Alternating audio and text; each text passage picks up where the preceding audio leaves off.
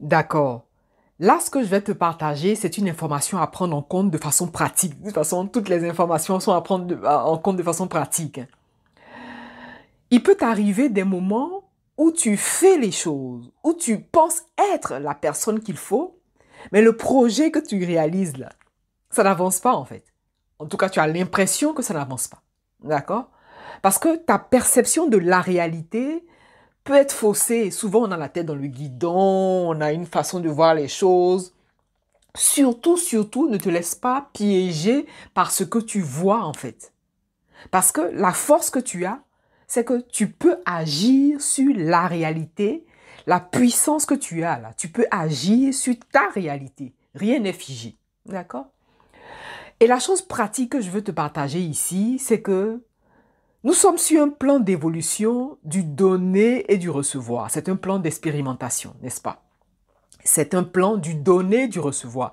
L'une des bases, l'une des choses qui t'est donnée de base, c'est la vie, en fait. D'accord? Nous tous, là, on a la vie. C'est ce qui fait qu'on peut expérimenter de belles choses ici. On peut expérimenter ce plan. On peut vivre des expériences magnifiques. Bon, c'est vrai qu'il y a des expériences douloureuses, mais on retient vraiment qu'il y a de belles choses parce que ce plan d'évolution, ce plan d'expérimentation est l'un des seuls plans où tu peux tout expérimenter. Sur d'autres plans, il y a des choses que tu ne peux pas expérimenter, comme par exemple parler, par exemple, tu vois, le fait d'avoir la voix, tu vois, comme moi je te parle, là, sur d'autres plans, tu n'as pas cette expérience.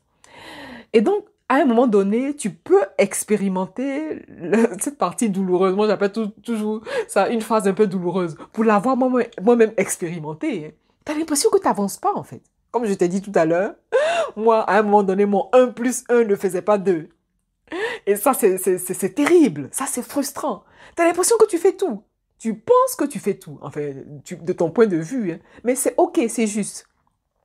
Puisque c'est l'invisible qui soutient le visible, ton premier support dans ce cas-là, c'est l'invisible.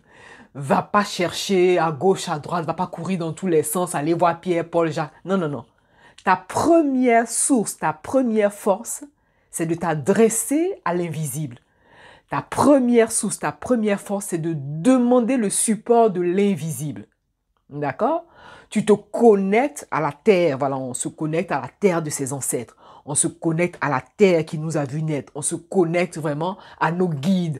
On se connecte au Seigneur du karma. On se connecte au divin. Appelle-le comme tu veux.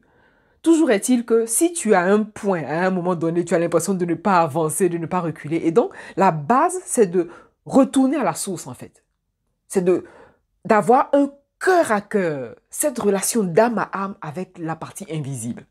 Ça, c'est le plus grand point. Parce que, à force de courir dans tous les sens, aller à gauche, à droite, tu risques de te perdre même dans tes actions. Mais le plus important, sache que ta première source, ton premier support, c'est de revenir à l'invisible. Dès l'instant où tu arrives à cette connexion avec l'invisible, tu peux manipuler ta matière en fait. Tu peux modifier la matière puisque l'énergie va là où on porte l'attention et c'est l'invisible qui va te supporter dans le visible. C'est la partie invisible qui va te supporter dans ta matière. Et justement, cette matière que tu es en train de réaliser, il s'agit de quoi? Il s'agit de ton projet, n'est-ce pas? Ça, c'est la première grande clé que tu veux retenir. L'autre étape, on va parler du temps. D'accord? On a parlé de la loi de latence, non? Entre le moment où tu sèmes et le moment où tu récoltes, il y a un délai, c'est ce qu'on avait dit. Et par contre, ce délai-là varie d'une personne à une autre. Ça varie de chaque cycle. Ça varie en fonction de chaque saison, en fonction de chaque personne. C'est la raison pour laquelle je t'ai encouragé à identifier tes cycles de réussite, tes cycles de succès. Ça se travaille aussi. Voilà, ça s'identifie facilement. Et donc, l'autre chose, c'est le temps. Bon, la première chose, c'est l'invisible. Tu vas te connecter à la source. La deuxième chose, c'est le temps. Puisque nous sommes sur un plan d'évolution du donner, du recevoir, la vie t'est donnée. Et donc, ce que tu vas faire, tu vas offrir, tu vas donner de ton temps. Appelle-le comme tu veux. Ça peut être du bénévolat si tu veux. Mais ici, tu es invité à donner en conscience. La première chose de base, c'est le temps. Après, tu sais, il y a la hiérarchie. Hein. Si on veut hiérarchiser dans les dons, il y a une hiérarchie. Il y a le temps. Tu as le temps, tu as l'argent et ainsi de suite. D'accord? Donc, la première hiérarchie, voilà, tu donnes ton temps. Et quand tu vas donner ton temps, il faut que tu donnes ce temps-là en conscience.